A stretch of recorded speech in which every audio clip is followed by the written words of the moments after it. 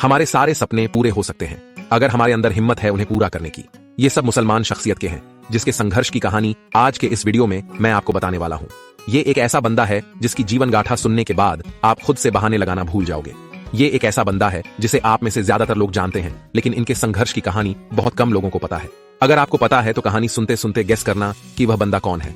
दोस्तों, दुनिया में ऐसे बहुत कम ही लोग होते हैं जो अपनी क्रिएटिविटी और टैलेंट को अपना धर्म मानते हैं, जिनको अपनी कला और टैलेंट पर पूरा विश्वास होता है। अपनी उसे कला को दोहराते वक्त चाहे हजारों फेलियर्स क्यों ना आ जाएं, पर अपनी कला के प्रति सच्चे विश्वास की बदौलत वह उसी को लेकर आगे बढ़ते रहते हैं। लाख कोशिश करने के बाद भी सक्सेस नहीं मिली, इस विचार के साथ वह कभी भी अपना रास्ता नहीं बदलते, और यही एक कारण उन्हें एक ऐसे मुकाम पर पहुंच जाता है जहां पहुंचने में किसी साधारण इंसान को 10 जन्म कम पड़ जाते हैं। आज मैं आपको जिस महान शख्सियत की पावरफुल स्टोरी सुनाने जा रहा हूं, वह भी एक ऐसे ही शख्सियत है। सच बता रहा हूं, जब यह वीडियो खत्म होगा तब आपको अपनी कला, अपनी क्रिएटिविटी और सबसे इंपॉर्टेंट अपने आप पर इतना विश्वास हो जाएगा कि दर्जनों फेलियर्स मिलने के बावजूद आप अपने चुने हुए रास्ते पर डटे रहोगे और अंततः उस शिखर को हासिल करोगे जिसकी आपने कभी कल्पना भी नहीं की होगी। दोस्तों, ये इंसान कोई बहुत टैलेंटेड या एक्स्ट्रॉर्डिनरी पर्सनैलिटी वाला इंसान नहीं था, ना ही उसके पास कोई ऐसी यूनिक कला थी जिसमें वह बहुत ज्यादा माहिर। लेकिन एक बात है, भगवान जिस किसी इंसान को धरती पर भेजता है ना उसके हाथ में कुछ ऐसी चीज जरूर देता है जिससे वो इंसान इस चुनौती भरी दुनिया में उस चीज की बदौलत अपना अस्तित्व टिकाए रखे। वह चीज और कुछ नहीं, आप में छिपा आपका टैलेंट, आपकी एक कला होती है। जो इंसान जितनी जल्दी अपने टैलेंट को पहचानने का, वह उतना ही आगे बढ़ेगा, और अगर पहचान नहीं पाया तो जिंदगी भर ठोकर खाता रहेगा और खुद को कोसता रहेगा। 5 दिसंबर 1901 को अमेरिका में जन्म होता है हमारी आज की कहानी के हीरो का, जिसने खुद में छिपे टैलेंट को बड़ी जल्दी पहचान लिया था। लेकिन इसके पीछे भी एक वजह थी संघर्ष, जिसकी बदौलत उसने आगे जाकर दुनिया में अपना नाम सुनहरी अफसरों में दर्ज करवाया। उसने असल मायनों में संघर्ष किया होता है, इसे करीब से जाना, इसे महसूस किया, वो भी इतनी कम उम्र में जिस उम्र में हमने संघर्ष नाम का यह शब्द सुना तक नहीं होगा। उसके घर के हालात इतने नाजुक थे कि घर की बागडोर संभाले रखने के लिए उसे स्कूल जाकर भी अपने पिता के कामों में हाथ बढ़ाना पड़ता था। लेकिन उसने अपने इस हालात को कभी दोष नहीं दिया और उसी काम करता रहा। लेकिन जब भी उसे टाइम मिलता वो ड्राइंग करने लगता। उसे ड्राइंग करने का बड़ा शौक था, शौक भी इतना बड़ा कि एक बार तो कोयले से पूरे घर की दीवाली काली का डाली। इसके लिए उसे अपने पिता से डांट भी खानी पड़ी थी। लेकिन कहते हैं ना, सो के आगे कोई भी चीज बड़ी नहीं होती। हमारा हीरो डांट को एक कान से सुनता और दूसरे कान से निकाल देता और फिर से जहां जगह मिले वहां ड्राइंग करने लग जाता। मात्र 7 साल की उम्र में उसने अपने पड़ोसी के घोड़े की पेंटिंग बनाई और यह उनके पड़ोसी को इतनी पसंद आई कि उन्होंने इस पेंटिंग को पैसे देकर खरीद लिया। जब भी कभी वक्त मिलता तो वह नाई की दुकान में जाता और वहां बैठकर मैगजीन में छपी तस्वीरों को ग्रो करता और नाई को दे देता। नाई उन पेंटिंग्स को अपने दुकान की दीवारों पर लगाता था, बदले में नाई उसके फ्री में बाल काट देता। मगर उसका मकसद यह कभी नहीं था। वह पेंटिंग्स इसलिए बनाता था ताकि जो भी लोग वहां बाल कटवाने के लिए आए वह उसकी पेंटिंग्स को नोटिस करें और उसके टैलेंट को पहचाने, और धीरे धीरे ऐसा होने भी लगा। मगर घर के हालात बिगड़ते जा रहे थे, इसलिए उसे अपने पूरे परिवार के साथ गांव से शहर में रहने के लिए आना पड़ा, क्योंकि शहर में पेट पालने के लिए छोटा मोटा काम तो मिल ही जाता है। लेकिन बहुत दिनों तक उसके पिता को कोई काम नहीं मिला। घर में कंगाली इतनी ज्यादा बढ़ने लगी थी कि खाने के लिए मोहताज होना पड़ रहा था।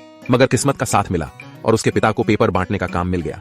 उसके पिता को सुबह सुबह पेपर और मैगजीन्स बांटने के लिए जाना पड़ता। काम इतना ज्यादा था कि उसके पिता उसे अकेले नहीं कर पाते थे, इसीलिए हमारा हीरो और उसका भाई दोनों पिता के काम में हाथ बढ़ाते। इतनी संघर्ष भरी सिचुएशन होती हुई भी उसने इसका असर अपने टैलेंट पर रत्ती भर भी नहीं होने दिया। वो जब भी टाइम मिलता स्टेशन पर जाके ट्रेन्स की पेंटिंग बनाता। कई दिनों तक काम करने के बाद पिता ने इतने पैसे जमा कर लिए थे जिससे घर का खर्चा भी चल सके और बच्चों को स्कूल में पढ़ाया भी जा सके।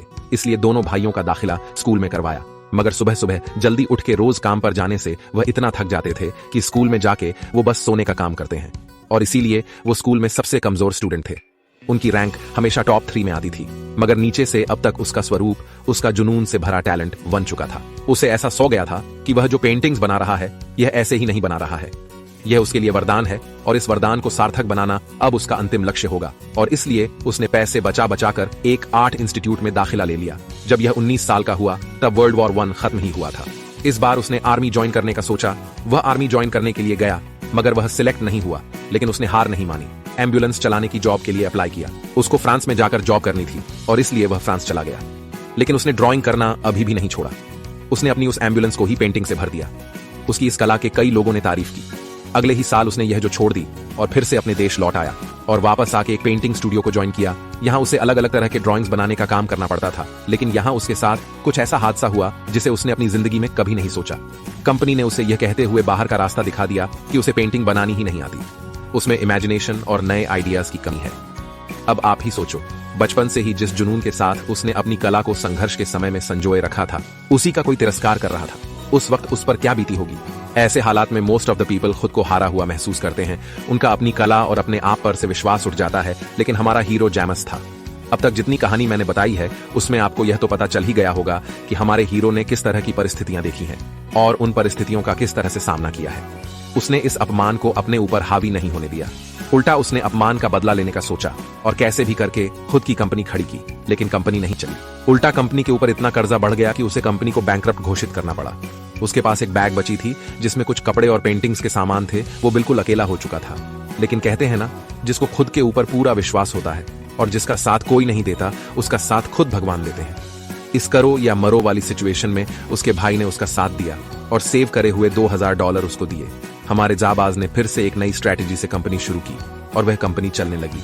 काम इतना बढ़ने लगा कि लोगों को काम देना पड़ा। सोच कर देखो, कुछ समय पहले जिसे खुद नौकरी की जरूरत थी, वह आज खुद लोगों को नौकरी दे रहा था। उसके लिए यह कितने प्राउड की बात रही होगी। सब कुछ अच्छे से चल रहा था। एक दिन वो ट्रेन से सफर कर रहा था और कागज पर ऐसे ही कुछ रैंडम चीजों को ड्रॉ कर रहा था। इसी दौरान उसने एक बड़े कान वाले चूहे की तस्वीर बनाई। वो जब घर आया तो उसने अपनी वाइफ के कहने पर इस चूहे का नाम लिख के रखा। उसने इस चूहे की एक एनिमेशन फिल्म भी बनाई और उसे आवाज भी दी। उस वक्त किसी एनिमेशन को आवाज देना किसी अजूबे से कम नहीं था। जब मिकी माउस का पहला शो दिखाया गया तो ये ऐसा तूफान लेकर आया जिसकी किसी ने कल्पना तक नहीं की होगी। दोस्तों, ये कार्टून इतना ज्यादा पॉपुलर हुआ कि आज भी अमेरिका हिस्ट्री की सबसे बेहतरीन कल्ट क्लासिक मूवीज में गिना जाता है। जब भी हम उनकी सफलता को देखते हैं, लगता है कि सफलता मिलने के बाद उन्होंने काफी जबरदस्त लाइफ बिताई होगी। लेकिन नहीं, उन्होंने मरते दम तक अपने काम को एक नई शुरुआत की तरह ही देखा। इस दौरान कई लोगों ने उनको धोखा दिया, लेकिन जिसने जिंदगी भर ठोकर खाई हो, उसको इन छोटे मोटे झटकों से क्या ही फर्क पड़ने वाला था। वो इन सब चुनौतियों को पार कर सफलता की सीढ़ियां चढ़ता रहा और साल 1966 में दुनिया को अलविदा कह दिया। दोस्तों, ये कहानी थी द वर्ल्ड डिज्नी के फाउंडर वर्ल्ड डिज्नी की। किसी वक्त अपने पिता के साथ अखबार बेचने वाले उस लड़के ने ऐसा कीर्तिमान स्थापित किया कि भाई सोचकर अवार्ड्स के साथ सैकड़ों और अवार्ड्स जीतकर इस दुनिया को अलविदा कह गया। आज उनके द्वारा स्थापित की गई इस कंपनी की गिनती दुनिया की सबसे बड़ी फिल्म निर्माता कंपनियों में की जाती है। आज उनके कंपनी की नेटवर्थ $176 बिलियन है। दोस्तों, दुनिया में कोई भी इंसान हो, फर्क नहीं पड़ता वह गरीब है या अमीर है। हर किसी को अपने स्तर पर संघर्ष करना पड़ता है। संघर्षों को पार कर अगर कुछ बड़ा करना है तो अपनी कला और अपने आप पर विश्वास रखो। देखना, सफलता अपने आप आपकी दहलीज पर आ खड़ी होगी। दोस्तों, आज की कहानी ने अगर आपको थोड़ा भी इंस्पायर किया हो तो इसे अपने दोस्तों के साथ जरूर शेयर कीजिएगा, ताकि वो भी जिंदगी को सही ढंग से जीना सीख सकें और आगे बढ़ सकें। फिर मिलते हैं नेक्स्ट वीडियो में एक नए मोटिवेशन के साथ। जय हिंद, वंदे मातरम।